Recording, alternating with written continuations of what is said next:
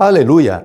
Honras e glórias ao nome do nosso único Senhor e Salvador, Jesus Cristo. Eu sou o pastor Daniel e você está no canal Glória, Aleluia. Seja muito bem-vindo. No Novo Testamento, encontramos pelo menos 7 mistérios revelados ao apóstolo Paulo. Já enumerei esses mistérios em outro vídeo e hoje quero focar em 2 deles. Mas, para relembrar, são eles. Mistério da piedade, 1 Timóteo 3,16. O mistério da ressurreição, onde está escrito: eis que vos digo um mistério, 1 Coríntios 15, 51. O mistério do Evangelho, Efésios 3, 3 a 6. O mistério de Cristo em nós, Colossenses 1, 27. O mistério da iniquidade, 2 aos Tessalonicenses 2, 7. O mistério da Igreja, Efésios 5, 32. E o mistério dos gentios, Efésios 3, 6. E é justamente sobre esses 2 últimos mistérios que quero falar hoje. Então fique comigo até o final, já deixe o seu like, se inscreva no canal e ative o sininho para não perder nenhum estudo da palavra. Combinado? A Bíblia frequentemente compara a relação entre esposo e esposa à relação entre Cristo e a Igreja. Essa analogia não é apenas simbólica, mas uma revelação profunda do propósito divino. Veja o que diz em Efésios 5,32. Grande é este mistério, mas eu me refiro a Cristo e à Igreja. Aqui, o apóstolo Paulo, ao falar sobre o casamento cristão, revela que essa união reflete um mistério ainda maior, a relação entre o Senhor Jesus e a sua Igreja. Essa ideia já estava presente no Antigo Testamento.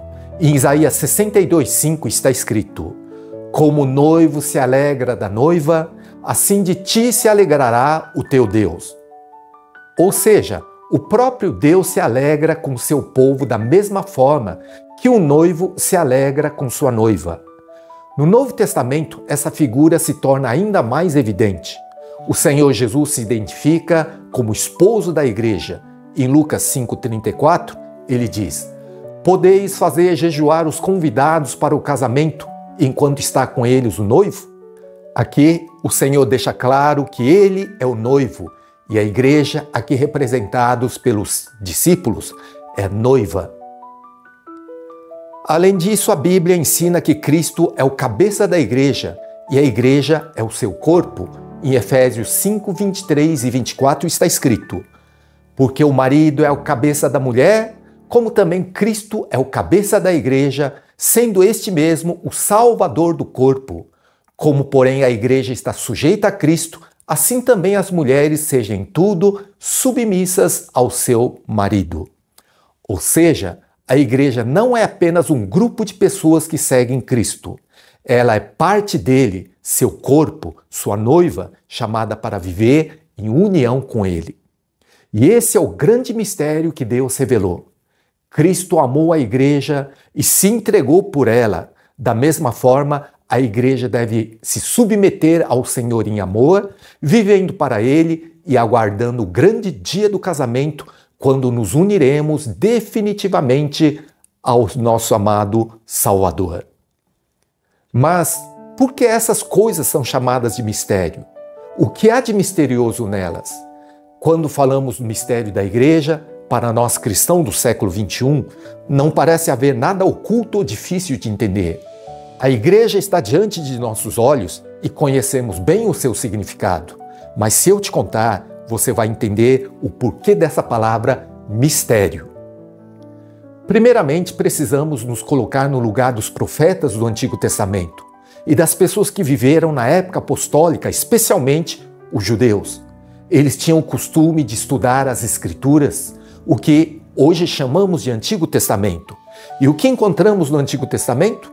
Através de histórias, leis, profecias e até dos salmos, a Bíblia revela muitas coisas a respeito do Senhor Jesus. Sua vinda, sua vida, morte, ressurreição, o derramamento do Espírito Santo e até mesmo as circunstâncias em que tudo isso aconteceria. Deus falou sobre esses eventos com uma precisão impressionante, séculos e até milênios antes de se cumprirem. No entanto, nem tudo foi revelado aos profetas. E mesmo quando Deus lhes permitiu profetizar sobre algo, isso não significava que eles próprios compreendiam plenamente aquilo que estavam dizendo.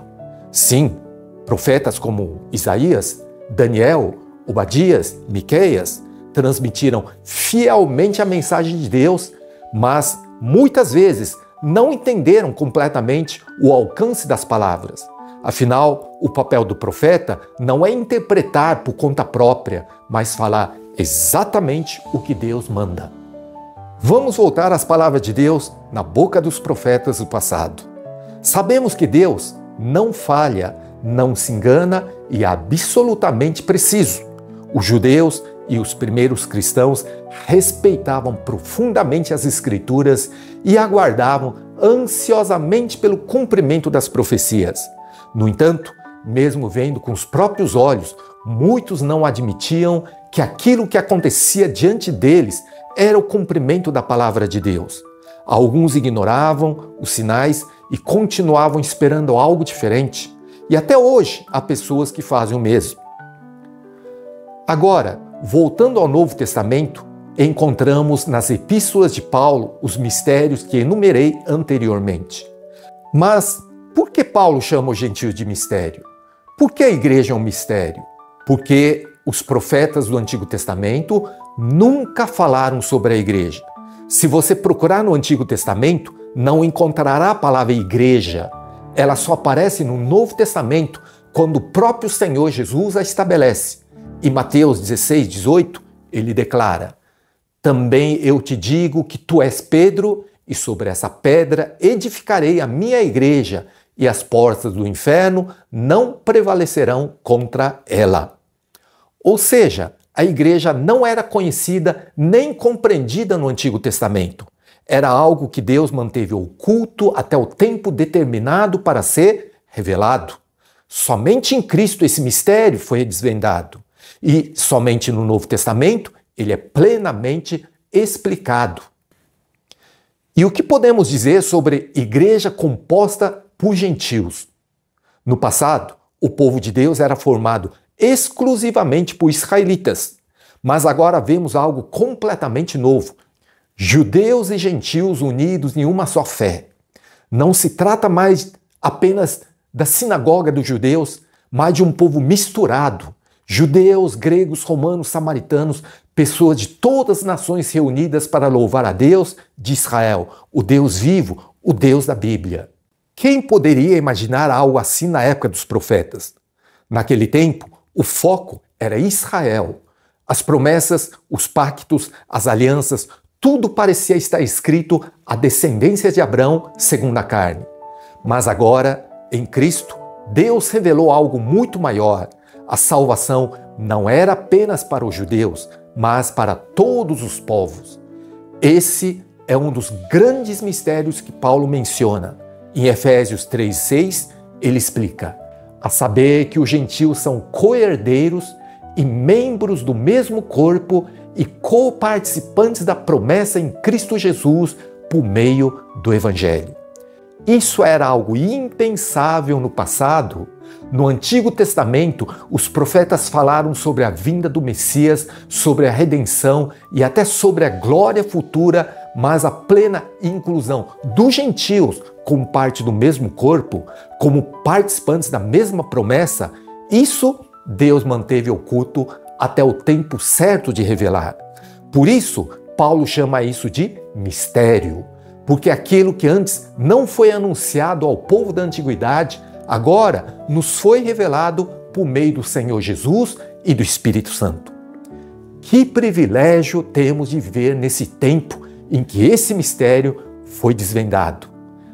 Agora, preste atenção nessas palavras de 1 de Pedro 1,10.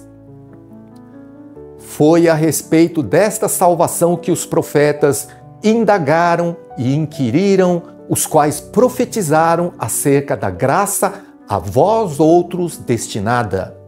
Aqui fica evidente que os antigos profetas falaram exatamente aquilo que Deus ordenou, mas sem compreender plenamente as palavras que eles anunciavam.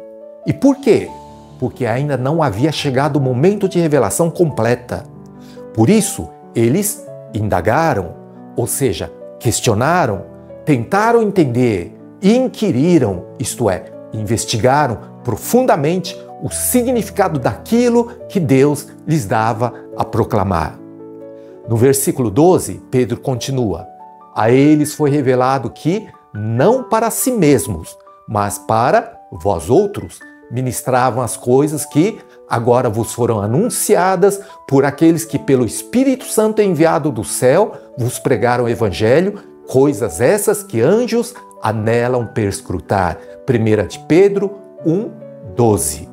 Agora, vejamos essa expressão no final do versículo: coisas essas que anjos anelam perscrutar. O que significa isso? A palavra anelar indica um desejo profundo, uma aspiração intensa. Já perscrutar significa examinar com atenção e investigar minuciosamente. Ou seja, os anjos têm um interesse extraordinário na salvação do homem. O termo grego traduzido como anelam perscrutar carrega a ideia de alguém que se inclina para observar atentamente, como quem estica o pescoço para enxergar melhor. Mas por que os anjos ficaram tão maravilhados com a salvação? A explicação mais plausível é que eles contemplam com admiração e assombro a maneira extraordinária como Deus resolveria o problema do pecado.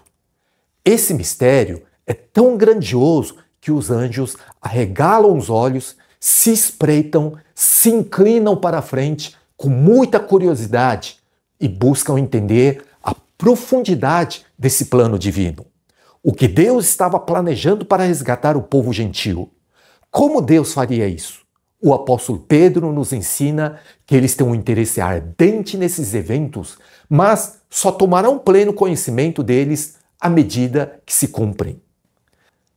Agora, pense bem, se até os anjos que estão continuamente na presença de Deus e contemplam sua glória desejam compreender mais sobre a salvação, quanto mais nós, que fomos alcançados por essa graça, deveríamos valorizá-la e nos dedicar a ela com zelo e alegria.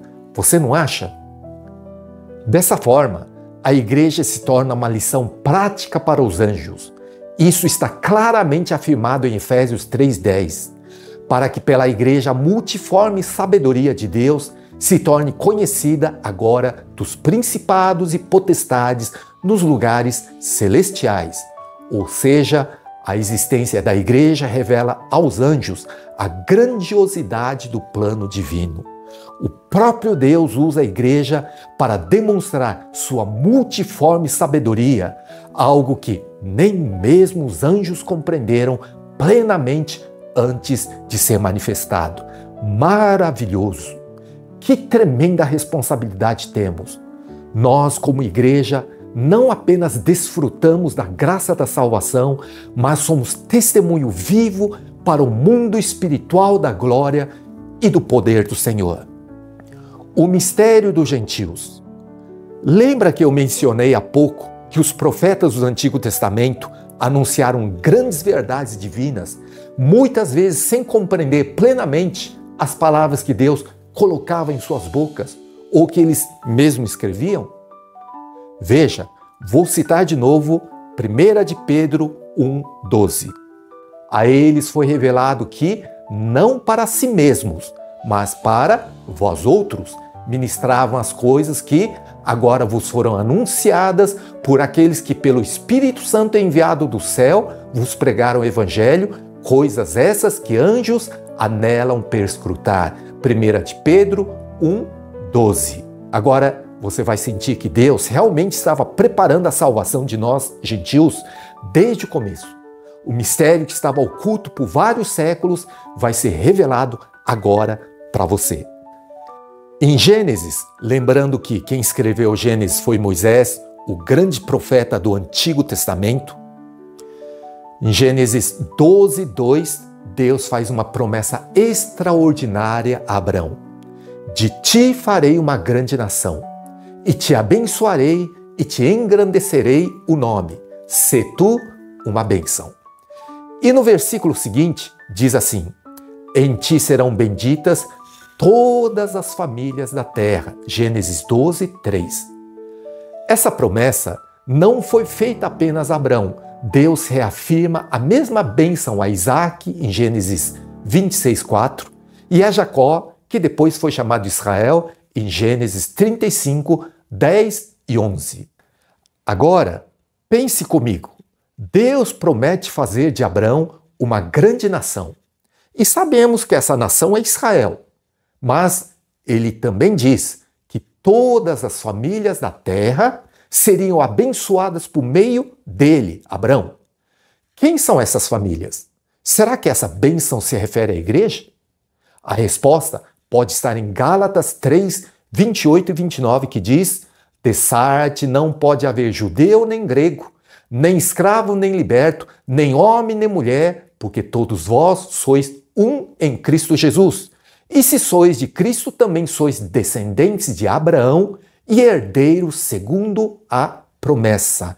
Está entendendo? Aqui está o grande mistério.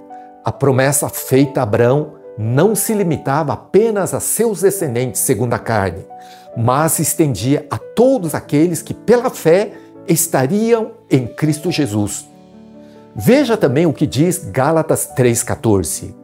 Para que a bênção de Abraão chegasse aos gentios em Jesus Cristo, a fim de que recebêssemos pela fé o Espírito prometido. Isso nos leva de volta à promessa de Gênesis 12. De ti farei uma grande nação e te abençoarei. Mas em Gênesis 17, Deus amplia essa promessa ao dizer, preste atenção, serás pai de numerosas nações. Gênesis 17, 4. E ele reforça nos versículos seguintes: de ti farei nações e reis procederão de ti. Gênesis 17, 6.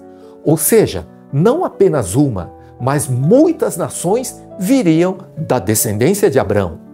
E qual é essa promessa mencionada em Gálatas? É exatamente a promessa feita a Abrão, Isaac e Jacó, de que todas as famílias da terra seriam benditas. Isso significa que se estamos em Cristo, somos descendentes de Abrão, não segundo a carne, mas espiritualmente pela fé. E aqui está o mistério que esteve oculto por tanto tempo e que foi revelado a Paulo. A igreja, composta por judeus e gentios, estava nos planos de Deus desde o princípio. Que grande privilégio temos de fazer parte desse plano eterno. Agora, aqui está algo muito interessante que vale a pena destacar. Você sabia que Efraim significa fecundo ou próspero? Mas antes de aprofundarmos esse significado, vamos entender primeiro quem foi Efraim. Efraim foi o segundo filho de José, nascido no Egito, fruto da união de José com Asenate, filha de um sacerdote egípcio. Gênesis 41, 50 e 52. Quando Jacó, seu avô, estava próximo da morte, ele abençoou os dois filhos de José, Manassés e Efraim, mas fez algo inesperado. Cruzou as mãos e colocou a mão direita sobre Efraim, o mais novo, e a esquerda sobre Manassés, o mais velho. Gênesis 48, 14. José tentou corrigir seu pai, pois, segundo a tradição, a bênção maior deveria ir para o primogênito. Mas Jacó insistiu e profetizou que Efraim seria maior que Manassés e sua descendência se tornaria uma multidão de nações. Gênesis 48, 19. Agora, veja como isso se conecta com a promessa de Deus. Em Gênesis 35, 11, Deus diz a Jacó: eu sou Deus Todo-Poderoso, sê fecundo e multiplica-te, uma nação e multidão de nações sairão de ti. A palavra fecundo significa frutífero, próspero, ou seja, Deus estava dizendo em outras palavras: seja Efraim. E em Gênesis 48:19, durante a bênção sobre os netos, Jacó, já idoso e enfermo, reafirma essa profecia. Mesmo com a tentativa de José corrigir o gesto, Jacó diz com convicção: seu irmão será maior do que ele, e a sua descendência será uma multidão de nações. Aqui vemos um princípio espiritual profundo. Deus escolhe quem Ele quer, independentemente das expectativas humanas. O próprio Jacó, que antes era o irmão mais novo de Esaú, havia recebido primazia. Agora, ele estava repetindo essa inversão ao abençoar Efraim acima de Manassés. Agora, veja como esse mistério se desdobra no Novo Testamento. O apóstolo Paulo fala exatamente dessa multidão de nações, ao revelar que os gentios também fazem parte do povo de Deus. Em Efésios 3:6, ele escreve: a saber que os gentios são co-herdeiros e membros do mesmo corpo e co-participantes da promessa em Cristo Jesus por meio do Evangelho. Esse é o mistério que Paulo explica, a multidão de nações, os gentios sendo feitos co-herdeiros junto com Israel. Isso já estava profetizado no Antigo Testamento, mas só foi plenamente revelado no tempo certo. Deus já havia determinado que não apenas Israel, mas uma grande multidão de povos e nações fariam parte de seu plano de redenção. E hoje nós, que cremos no Senhor Jesus, fazemos parte desse mistério que esteve oculto por tanto tempo, mas que agora foi revelado para a glória do nosso Deus.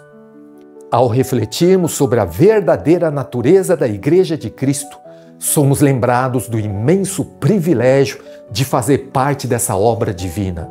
Somos chamados para ser pedras vivas, edificados sobre o fundamento dos apóstolos e profetas, com Cristo como a pedra angular.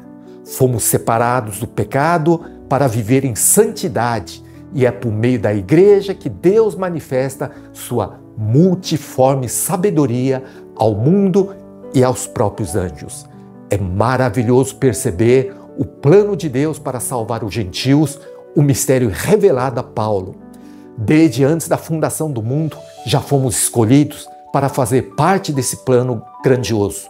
Em Romanos 16, encontramos uma menção à Igreja dos Gentios. Isso é algo profundo demais, algo totalmente inimaginável no Antigo Testamento, que os profetas questionaram e os anjos até esticaram o pescoço para entender como Deus salvaria nós, gentios.